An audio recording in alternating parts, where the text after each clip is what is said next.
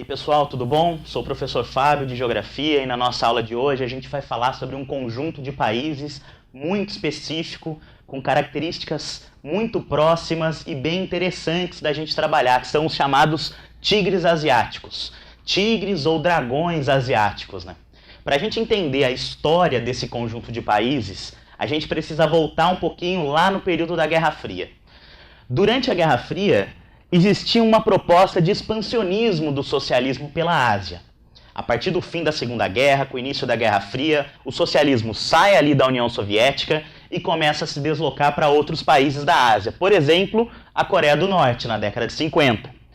A China, em 49, o Vietnã. Ou seja, eu tenho um movimento do socialismo que vai entrando no território asiático.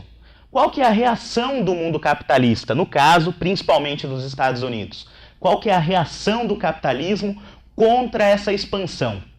A ideia era criar áreas de prosperidade capitalista. Expandir o capitalismo naquilo que ele conseguia competir de melhor, que era a questão do dinheiro, né, do investimento em capital. A ideia era pegar países chaves no entorno desses três aqui, principalmente no entorno deles, e transformar esses países em áreas de prosperidade do mundo capitalista, através principalmente da sua economia.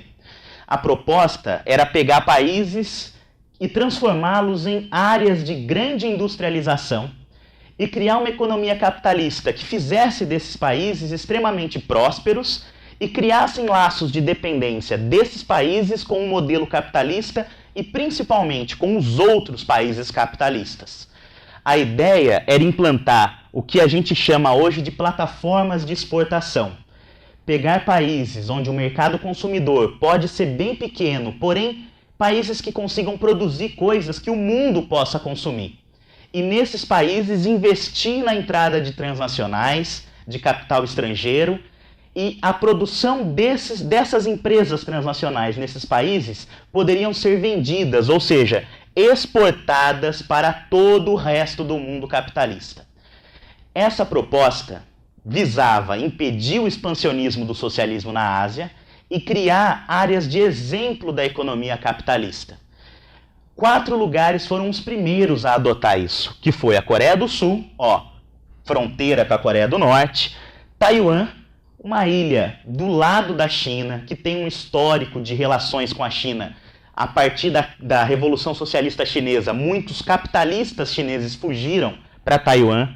Hong Kong, que hoje pertence à China, mas era uma cidade que pertencia ao Império Britânico no passado. E Singapura, um porto em área próxima do Vietnã. A ideia era fechar essa expansão socialista com o desenvolvimento da economia capitalista. Esse modelo de plataforma de exportação nesses 4 países deu origem ao conjunto do que chamamos hoje de tigres asiáticos. Então percebam que os tigres asiáticos é uma estratégia geopolítica, impedir o avanço socialista. Só que para isso utiliza-se a noção de prosperidade econômica, muito discutida dentro do capitalismo. Por isso, quando a Guerra Fria acaba, a gente percebe um fenômeno interessante, porque o fim da Guerra Fria marca o fim da necessidade desses investimentos. Porém, outros países da Ásia, agora financiados não só pelos Estados Unidos, mas também pelo capital japonês, se interessam em aplicar esse mesmo modelo. Com o fim da Guerra Fria, nasce o que chamamos de novos tigres, como a Indonésia, as Filipinas, a Malásia e até mesmo um antigo país que era inimigo do bloco capitalista, o Vietnã. Países que abrem seu território para o investimento estrangeiro e dentro desse modelo, agora na globalização, esperam prosperidade exportando seus produtos. Porém, vale a gente ficar esperto a uma crítica muito importante ao modelo dos tigres asiáticos. Esses países se abrem quase que totalmente para o capital estrangeiro.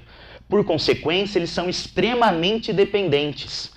Qualquer crise de confiança, como o que aconteceu em muitos desses países na década de 90, qualquer crise de confiança faz o investimento migrar de lá para outros espaços.